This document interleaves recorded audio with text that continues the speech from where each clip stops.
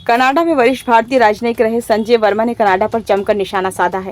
उन्होंने कनाडा की ट्रूडो सरकार पर दोहरा मापदंड अपनाने का आरोप लगाते हुए कहा कि कनाडा में खालिस्तानी आतंकवादियों और चरमपंथियों को शरण दी जाती है। एक मीडिया संस्थान को इंटरव्यू देते हुए उन्होंने खुलकर बात की कि कनाडा में खालिस्तानी आतंकवादी कैसे काम करते हैं और भारतीय छात्रों को भर्ती करते हैं। उन्होंने कहा कि कनाडा में खालिस्तानी आतंकियों द्वारा भारतीय छात्रों को पैसे और खाने का लालच देकर अपने ग्रुप में शामिल करते हैं। उन्होंने कहा वहां पढ़ने जाने वाले छात्रों के अभिभावकों को उन पर नजर रखनी चाहिए।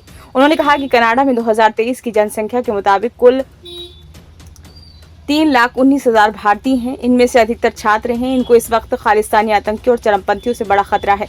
उन्होंने कहा कि कनाडा की अर्थव्यवस्था को देखते हुए वहां नौकरियों का संकट है, इसलिए खालिस्तानी आतंकी भारतीय छात्रों को आसानी से अपनी झांसे में ले लेते हैं। वे भारतीय छात्रों को पैसे और भोजन देने की पेशकश भी करते हैं और अपनी योजनाओं पर काम कराते हैं।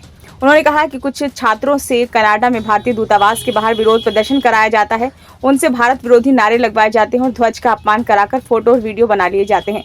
इसके बाद उनको कनाडा में शरण मांगने के लिए कहा जाता है। छात्रों से ये कहा जाता है कि अगर वो भारत वापस गए तो उन्हें सजा जरूर मिलेगी।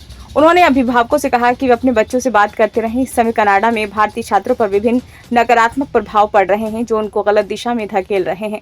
संजय वर्मा ने आगे कहा कि कनाडा में भारतीय छात्रों को अपने आसपास के बारे में जागरूक होना चाहिए, साथ ही खालिस्तानी आतंकवादियों और चरमपंथियों द्वारा कट्टरपंथ के प्रयासों का विरोध करना चाहिए। उन्होंने कनाडा में रहने वाले छात्रों के माता पिता को सलाह देते हुए अपील की कि वे अपने बच्चों से नियमित रूप से बात करें और उनको समझने का प्रयास करें।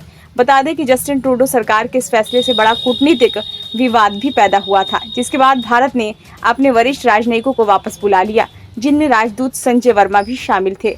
खालिस्तानी तत्वों को बढ़ावा देने में पाकिस्तान की भूमिका पर संजय कुमार वर्मा ने कहा कि हम जानते और समझते हैं कि पाकिस्तानी एजेंसियों के पाकिस्तानी चरमपंथियों और आतंकवादियों के साथ घनिष्ठ संबंध हैं। हम उन आतंकवादियों के उदाहरण देख सकते हैं जो पाकिस्तान में रह रहे थे। हाँ, वैश्विक संबंध है। मुझे इसमें कोई संदेह नहीं है कि ये वैश्विक संबंध कनाडा के लिए भी मान्य होंगे। उन्होंने कहा कि हम एक जिम्मेदार लोकतंत्र हैं, किसी भी देश के आंतरिक मामलों में हस्तक्षेप करने की हमारी नीति नहीं है। इसके साथ ही इस मामले में दुख जताते हुए वर्मा ने कहा कि ये दुखद था क्योंकि मैं दोनों देशों के बीच संबंधों को और बेहतर बनाने के लिए वहां गया था, लेकिन मेरे खिलाफ आरोप लगाए गए। मुझे भी लगता है कि अगर मेरे देश के हितों को नुकसान पहुंचा है तो फिर अपने देश की रक्षा करना मेरा कर्तव्य है। ब्यूरो रिपोर्ट, नई दिल्ली।